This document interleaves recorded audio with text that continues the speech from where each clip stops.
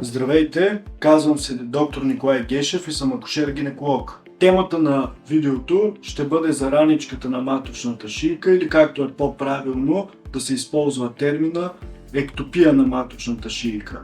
Представлява изменение на лигавицата на външната част на шийката на матката. Това изменение се установява при рутинен гинекологичен преглед. Половия живот и напредването на възрастта дават възможност за инфектиране на тази лигавица чрез различни фактори.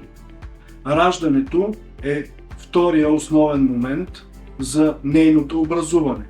Това става благодарение на скъсяването, разширяването на маточната шийка, както и възможността за нейното разкъсване. Основните оплаквания при пациентките са по-обилно вагинално течение, прокървяване поради нараняване на лигавицата, най-често след полов контакт, както и болка по време на полов акт. Необходимите изследвания, които трябва да се направят, са взимането на цитономазка, която може да бъде и течно базирана такава, колпоскопия, безболезнен метод за по-детайлно изследване на маточната шийка. Тя се извършва с помощта на колпоскоп и химически разтвори.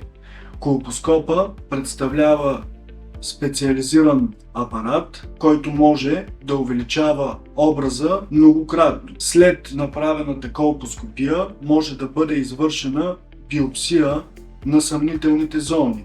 Биопсията представлява взимането на малки парченца от рисковата зона, които след детайлно хистологично изследване дават представа за вида на клетките и лигавицата. На база на направените изследвания се определя съответното лечение.